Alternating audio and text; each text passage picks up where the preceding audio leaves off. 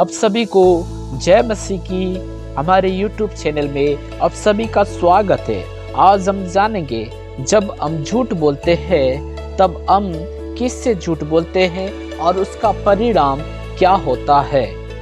इस बात को समझने के लिए प्रेरितों के काम 5 अध्याय उसका 4 पद से हम मनन करेंगे।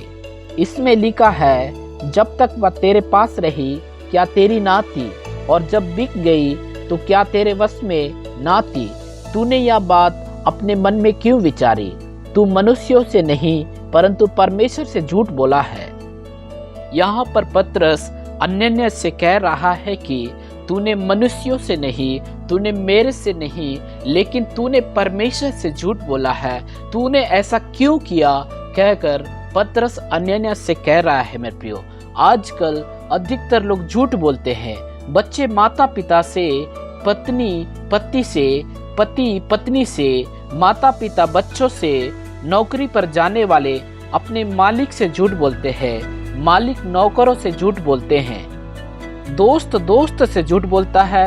यह सब पाप है, सब लोग अच्छी तरह जानते हैं, फिर भी इसको भी करते हैं। बहुत से कहते हैं कि इसके बगैर गुजारा नहीं होता, बहुत से इसे पाप भी नहीं मानते हैं, लेकिन यह बहुत खतरनाक पाप है। जहर को जहर ही कहना चाहिए। अगर आप उसको शरबत समझकर पी जाओ तो मर जाओगे।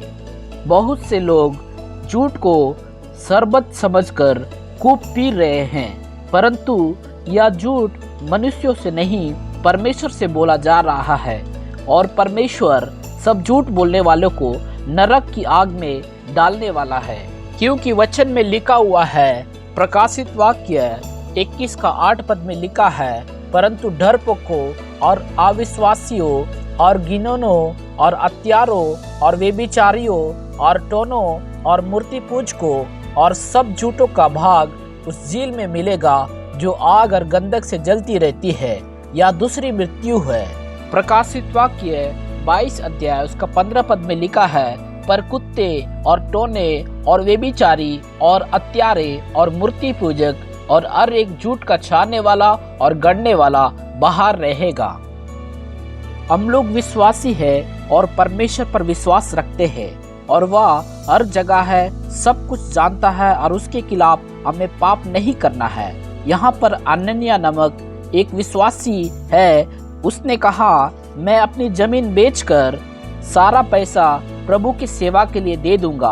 बाद में सोचने लगा कि सारा पैसा नहीं देना चाहिए, थोड़ा पैसा इसमें से अपने पास रख लो। आज भी ऐसा ही होता है, और हम कहते हैं कुछ है और करते कुछ है, इसलिए झूठ बोलना पड़ता है।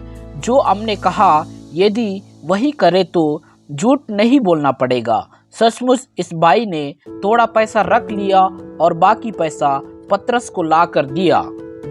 तब पतरस ने इससे कहा, शैतान ने तेरे मन में यह बात क्यों डाली कि तू पवित्र आत्मा से झूठ बोले? याद रखे, झूठ बोलना शैतान की तरफ से है।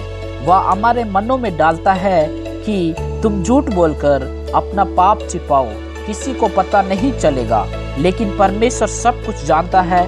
यह सब बात हमको शैतान को बताना चाहिए। जब भी झूठ बोलने की इच्छा शैतान हमारे मन में लाए, तुरंत उससे कहे कि हम मनुष्यों के लिए नहीं परंतु परमेश्वर के लिए जिंदा है, और यीशु हम में जिंदा है। क्योंकि गलातियों की पत्री 2 अध्याय उसका 20 पद में लिखा है, मैं मसीह के साथ क्रूस पर चढ़ाया गया हूँ।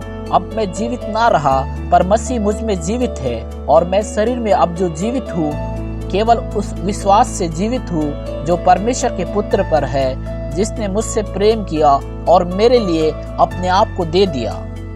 तथा यीशु कभी भी झूठ नहीं बोल सकता, इसलिए हमें भी कभी भी झूठ नहीं बोलना चाहिए, चाहे कितना बड़ा नुकसान हो जाए। झूठ की सजा दुनिया में मिलती है, पर यह भाई अनन्या झूठ बोलने के कारण मर गया। इसके बाद दूसरी सजा स्वर्ग में मिलती है। इसलिए झूठ बिल्कुल ना बोले। अगर आपका मोबाइल बजता है तो उस पर भी सच सच बात करें, झूठ ना बोले। परमेश्वर सब कुछ देख रहा है। बहुत सारे विश्वासी लोग भी फोन पर झूठ बोलते हैं। अगर आप झूठ नहीं बोल रहे हो तो प्रभु का धन्यवाद हो, लेकिन अगर झूठ बोलते हैं तो आज से बिल्कुल बंद करें, नहीं तो आपको भी नरक में जाना पड़ेगा। झूठ का पिता शैतान है। शैतान ने झूठी बातों के द्वारा आदम और हव्वा को कैसे बहकाया। शैतान की झूठी बातों पर विश्वास करके आदम और हव्वा ने उस वृक्ष के फल को खा लिया और परमेश्वर की उपस्थिति से दूर हो गए मेरे प्रियो। इसलिए हमको भी झूठ की बातों पर विश्वास नहीं करना चाहिए और झूठ भी नहीं बोलना चाहिए। हमेशा सत्य बोलना चाहिए, क्योंकि परमेश्वर झूठ से घृणा करता है। तो केवल परमेश्वर सच्चाई से प्रीति रखता है, क्योंकि वचन में लिखा हुआ है, मार्ग सत्य जीवन मैं ही हूँ।